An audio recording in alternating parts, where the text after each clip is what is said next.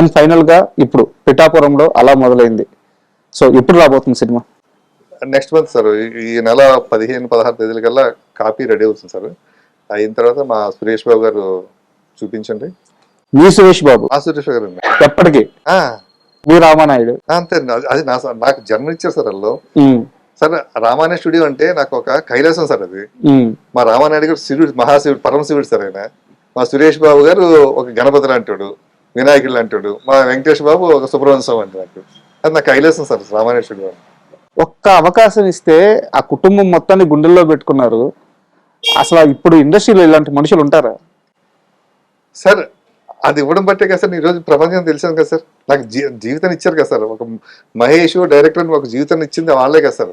నన్ను కన్నది మా అమ్మ నాన్నలండి, కానీ నాకు సినిమా జీవితం ఇచ్చింది. నాకు ఈ రోజు నేను ఇలా ఉంటుంది, మీ అందరికీ కనిపించింది, అందరితో మాట్లాడి నేను ఎవరో తెలిసింది ఆయనే కదా సార్. హ్యాట్సప్ అండి. మీ అంటే ఆ నమ్మకంగా ఉండడానికి, ఆ ప్రేమగా ఉండడానికి, అంటే ఒక అవకాశం ఇచ్చిన వాళ్ళు గుర్తుపెట్టుకునే విధానం చాలా అరుదు ఇలాంటి మనుషులు ఈ రోజుల్లో. అండ్ మీరు ఇదే జర్నీలో ఎన్కౌంటర్ శంకర్ గారు డైరెక్టర్ తో ఆయన సినిమాలన్నీ కూడా సమాజానికి చాలా విలువలు నేర్పే విధంగా, ఒక మేల్కొల్పు ఇచ్చే విధంగా ఉంటాయి అనమాట. చాలా గొప్ప సినిమాలు తీశారు ఆయన.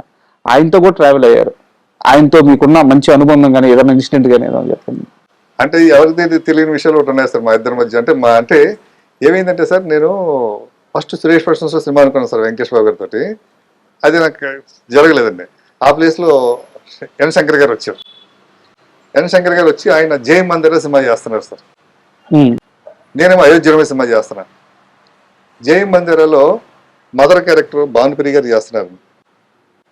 అయోధ్య రామాయణలో మదర్ క్యారెక్టర్ భానుప్రియ గారు చేస్తున్నారు. ఓకే. జై మందిర్లో తండ్రి కొడుకుల క్యారెక్టర్లు, అయోధ్య రామాయణలో తండ్రి కొడుకుల క్యారెక్టర్ అండి. జై మందిర్లో తండ్రిని దారుణంగా మోసం చేసి చంపేశారండి. అయోధ్య రామాయణలో తండ్రిని దారుణంగా మోసం చేసి చంపేశారండి. జై మందిర్లో తల్లి శపథం చేస్తాను, నా కొడుకుతోటే నేను నిరూపిస్తాను, మొత్తం మీ అందరూ అంతు చూస్తాను. ఇక్కడ తల్లి కూడా అదే శపథం చేస్తాను, నా కొడుకుతోటే నా భర్త నిజాయితీ పోలీస్ ఆఫీసర్ నిరూపిస్తాను. అన్ని మ్యాచ్ అవుతున్నాను.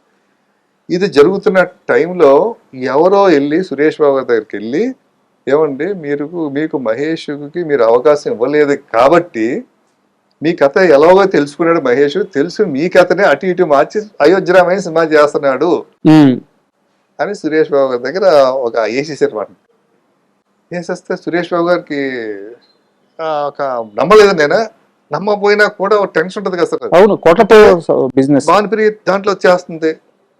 మా దాంట్లో కూడా అయోధ్య రామాయణలో శ్రీహరి గారు మీసాలు ఉంటుంది, దాంట్లో జయమందిలో శ్రీహరి వెంకటేశ్వర మీసాలు ఉంటాయి. ఇదేంటి ఇలా రెండు ఇలా ఉంటుంది. రెండేళ్ళకి కూడా వందే మాతరం శ్రీనివాస్ గారు మ్యూజిక్ అండి. వందే మాతరం గారు నడితే ఆయన పాపం మా కథ చెప్పాడు, ఆయన ఇలాగ ఉంటుంది కథ చెప్తాం కదా సార్. అలాగే ఇలా ఫాదర్ అండి ఇలాగని దానికి ఎక్కడో ఏదో కలుస్తుంది అసలు అనేసి భానుప్రియ అన్న ఆవిడ చేయకుండా ఉంటే బెటర్గా ఉంటుంది కదా. అప్పుడు మేము భానుప్రియతో 80% చేసేసాం సార్, అయిపోయింది సినిమా. ఇంకొక ఏదో ఒక 10% షూటింగ్ ఉందంటే ఆవిడతో ఒక సాంగ్ ఒకటే బ్యాలెన్స్ ఉంది. ఈ టైంలో మన శంకర్ గారు చెప్తే, శంకర్ గారు నాకు పరిచయం కాదండి, నాకు తెలియదండి శంకర్ గారు. శ్రీహరి గారు బాగా తెలుసండి.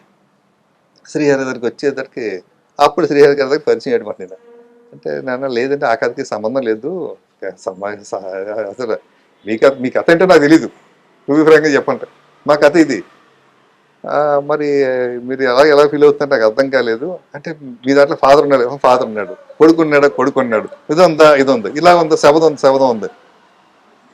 సరికి సార్ ఒక పని చేయండి, నా సినిమా చూడండి, మీరు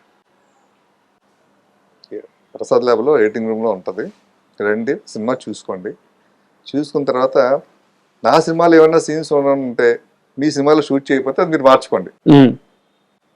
ఏం చేద్దంటే నా సినిమాలో నేను మళ్ళీ కరెక్షన్ చేయడానికి లేదు, ఆల్టర్నేటివ్గా తీయడం ఉండదు. మాది పెద్ద హీరో కాదు, చిన్న హీరో, ఓ బడ్జెట్ సినిమా ఉంటుంది కదా, మీరు ఏదైనా చేసుకోగలుగుతారు. మీరు ఎంత రాంగ్, కరెక్ట్ కాదు. ఒకవేళ ఏదన్నా ఉన్నా కూడా మీరు మార్చుకోవచ్చు. తర్వాత నా సినిమా చూస్తే మీకు ఇంకా ఇన్స్పిరేషన్ రావచ్చు, ఇంకేదైనా బెటర్ చేయొచ్చు అనే ఫీలింగ్ రావచ్చు, చూసుకోండి అంటే దానికి పోసన్ మర్రి గారు ఒప్పుకోలేదండి. ఆయన రైటర్ అండి, అయోధ్య రైటర్ అండి. శ్రీహరి గారు ఒప్పుకోలేదండి. నేనే వాళ్ళకి కన్విన్స్ చేసా, వద్దు అది నా మాతృ సంస్థ, మా సురేష్ బాబు గారు ఎలా ఫీల్ అయ్యారు అని ఈయన వచ్చి ఎలా చెప్తున్నారు, సురేష్ గారు గారిని ఎవరికి నన్ను పిలిచి నన్ను అడగలేదు. అంటే వాళ్ళకి నా మీద ఉన్న గౌరవం అది. అవును.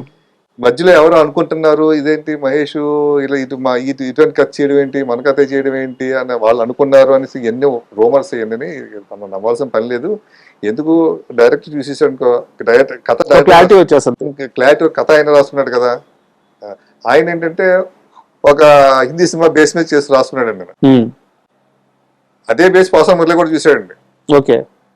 ఈ అయోధ్యనమయ కథ డైరెక్ట్ గా మా దగ్గరికి రాలేదని కథ. ఈ అయోధ్యనమయ కథనే ఆల్రెడీ బాలకృష్ణ గారి మీద క్లాప్ కొట్టిన కథ అండి ఇది. ఓకే. ఎవరు సార్ డైరెక్టర్ అప్పుడు? బి గోపాల్ గారు అండి. ఆహా.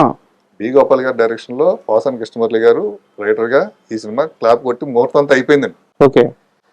అయిపోయిన తర్వాత ఫర్దర్ డిస్కషన్ లో దాంట్లో హీరోయిన్ క్యారెక్టర్ లేదు, ఓకే యంగ్ హీరోకి అదే ఫోర్స్డ్ గా ఉంటుంది, ఆ హీరోయిన్ క్యారెక్టర్ ఫోర్స్డ్ గా ఉంటుంది, అది ఎలా ఉండకూడదు ఎలా ఉండకూడదు అని ఏదో కథలు ఏదో మరుపులు తిప్పబోతుంటే మురళి గారు ఒప్పుకోలేదండి. ఇది ఇంతే ఇలాగే ఉండాలని.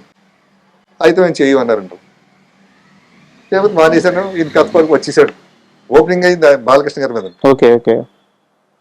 అయిన తర్వాత ఇప్పుడు పోసాని మురళి గారు మాకు ఇచ్చేటప్పుడు మేము చేసేవాడిని ఈ సినిమాని, అయోధ్యరామయ్య సినిమాని. అప్పుడు బాలకృష్ణ గారు నరసింహనాయుడు సినిమా షూటింగ్ విజయనగరం ఉన్నారు సార్. బాలకృష్ణ గారు, బి గోపాల్ గారు, బండ గణేష్ గారు వీళ్ళందరూ కూడా విజయనగరం ఉన్నారండి. నైట్ సెకండ్ షో సినిమా చూసారండి. చూసి నాకు ఫోన్ చేసి మాట్లాడారు సార్. బాలకృష్ణ గారు, బి గోపాల్ గారు, బండ గణేష్ గారు వీళ్ళందరూ ఫోన్ చేసి భలే ఉంది భయ్యా అని. అయితే బాలకృష్ణ గారికి కూడా అప్పుడు గన్మెన్ ఎవరు ఉండేవారంట, వాళ్ళు కూడా ఫోన్ చేసి మాట్లాడారు. చాలా బాగుంది సార్ సినిమా, పోలీస్ ఆఫీస్ భలే చూపించారు సార్ మీరు అనేసి. అది అటు బాలకృష్ణ మనం చేసి మన కథ కదా, అది ఎలా తీసారు ఏంటి తెలుసు కదా. దాని మీద చూసి భలే డీల్ చేశారు డైరెక్టర్ అని. పోసాన్ గారు చేయలేదు ఫోన్, నాకు చేశారు. నాకు శ్రీహరి గారు చేసి మాట్లాడారు. ఏం సార్ శంకర్ గారు సినిమా చూసి సురేష్ గారు చెప్పారు అనుకోండి, సంబంధం లేదు సార్, అది వేరు సార్, ఆ స్క్రీన్ ప్లే వేరు, ఆ కథ వేరు, అది వేరు, మన కథ వేరు. మన శంకర్ గారి సినిమా అంటే బాగా రిచ్గా ఉంటుంది, లేకపోతే లండన్ గింటన్ అన్నీ ఉంటుంది. మా కథ ఏముందంటే ఇక్కడ సిటీలోనే ఉంటుంది, ఆ వికారాబాద్ ఫారెస్ట్ ఇక్కడ తీసిన కథలు ఉంది. ఇది కాదు, సంబంధం లేదు. కానీ మదర్ క్యారెక్టర్ ఒకటే కొంచెం అలాగ ఉంటుంది. దీంట్లో ఏం స్ట్రగుల్ అయితే దీంట్లో అదే స్ట్రగుల్ ఉంటుంది అంటే అప్పుడు మదర్ క్యారెక్టర్ మార్చడం కుదురుతుందా అని మళ్ళీ శంకర్ గారు వచ్చి అడిగితే శ్రీహరి గారు అలాగే 80% అయిపోయింది సినిమా చూసే కదా అంటే అవునవును అన్నారండి. ఇంకా అయిపోయింది, ఏం లేదండి. బట్ 2 సినిమాలు హిట్, 2 హిట్ అయింది.